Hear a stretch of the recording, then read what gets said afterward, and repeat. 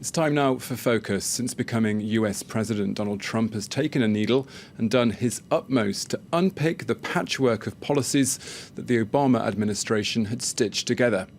But despite being a minority in both chambers of Congress, Trump's Democrat rivals have fresh wind in their sails. Up and down the country, protest movements and new politicians are doing all they can to unseat Republicans ahead of next year's midterm elections. Our bureau in Washington has sent this report. 45 has got to go. Hey, hey, ho, ho. It is barely 7 in the morning in the middle of the week, and dozens of people are already pounding the pavement in the US Capitol. Today's protest is about climate change. Since the beginning of the Trump presidency, protests and marches have become an almost weekly event, a new habit for many US citizens. 45 has got to go. I never voted in off-year elections, partly because I live in a Democratic area. But now I've gone to 6 protests. That's all I care about. I have children. I care about their future, so it matters.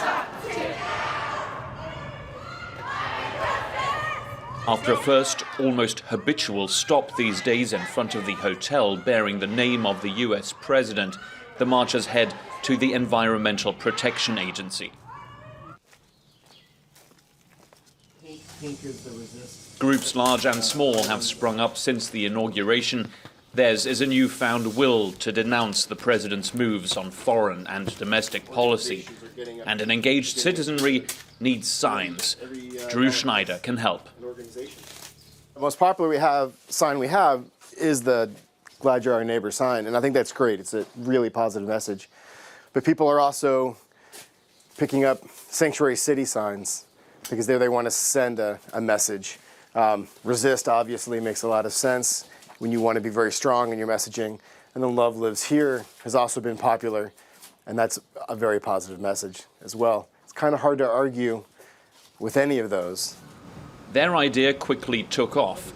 Thanks to a website, the two friends now market their products nationwide. Their signs now adorn front yards across the country. Sometimes it takes one person to put it in their yard, and then we'll see multiple orders on that block. Or in other parts, in other parts of the country, we're probably seeing that too, although we can't verify it. But once somebody sees it, they say, you know what? I want to share that message as well, and this is a really easy way to do it. So there might be political momentum to be gained from this, and the Democratic Party needs to take advantage quickly. The left is hoping for a tidal wave of support in time for the midterm elections in 2018. That is a campaign that is already underway. Largely unknown progressive candidates, many entirely new to politics, are deployed in constituencies deemed very conservative. Dan Helmer thinks he has the right credentials to challenge Republican control in this part of Virginia. I joined the Army when I was 17. I went to West Point. And then after graduating, spent over a decade in active duty, still a reservist. And like everybody, I was shocked at what happened with this election. It's an uphill battle for Dan Helmer, who likes to say he's an Army veteran first, a political candidate second. And he carefully avoids saying that he is, in fact, a Democrat. I think that they need to give Trump a little more rope and let him run, but they're scared of him. Mm-hmm. They're scared of anybody that's going to tell them that they can't have status quo.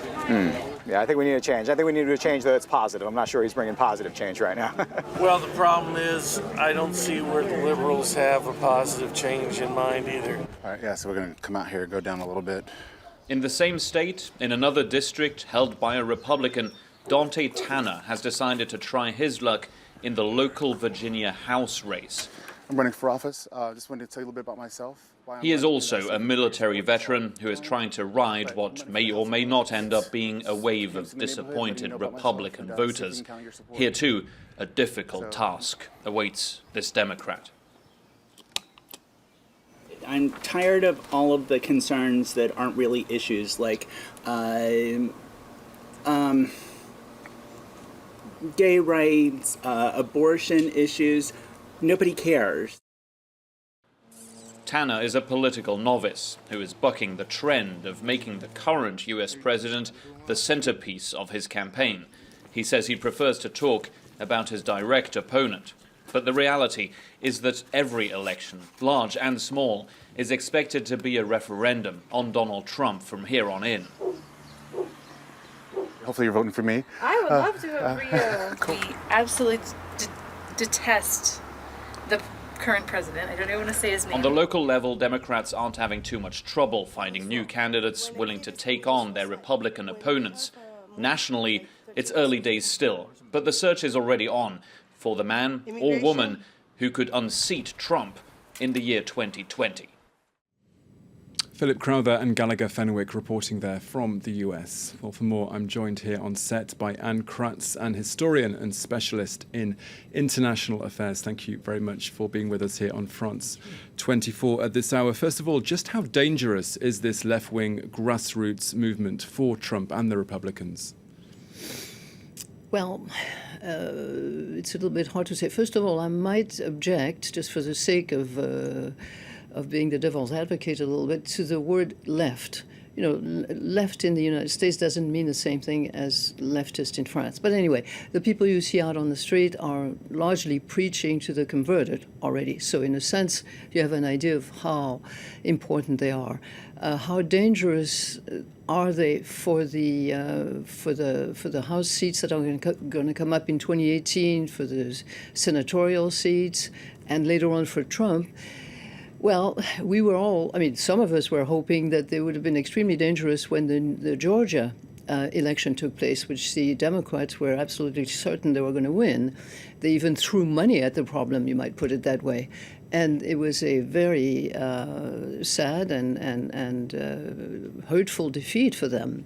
So obviously, a leftist, if you want to call it that, or progressive approach is not all that it's going to take to unseat all of the senators and representatives that are Republican nowadays. And let's not forget that we also have a lot of Republican governors. So that great wave of republicanism has engulfed the country, and what the people you see out on the streets of the large cities are not necessarily the same people who, even though they might be Democrats, are out there in the smaller cities in the rest of the country. So it's a little difficult to gauge at this point.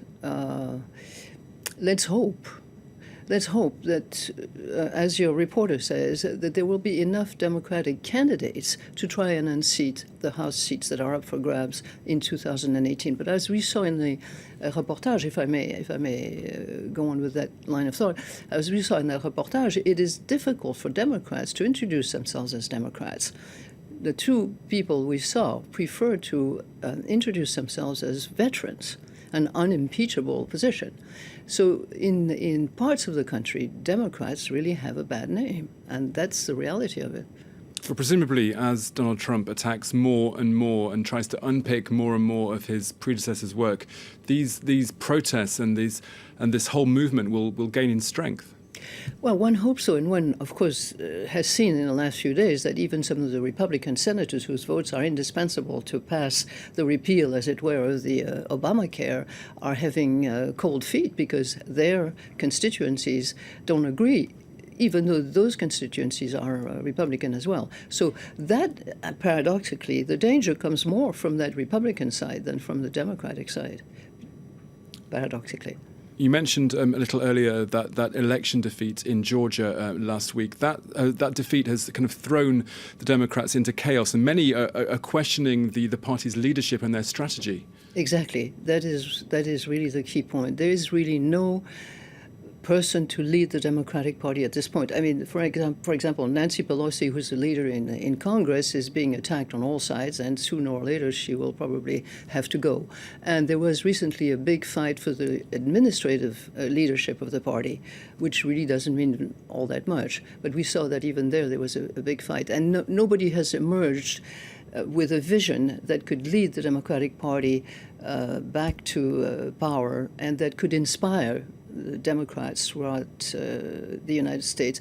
The only line that the Democratic Party has had from the time that Trump was elected was to bash Trump, but that's not enough. And to some extent, it's been called the politics of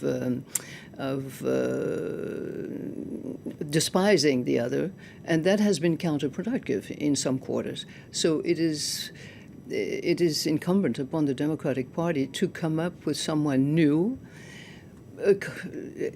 someone younger, presumably, if possible. I mean, some people were hoping that Bloomberg, who's been a Republican all his life, but a very moderate one, having made all kinds of pronouncements against Trump and against his policies, would maybe be convinced to take the Democratic Party leadership, or at least announce a possible presidential candidacy.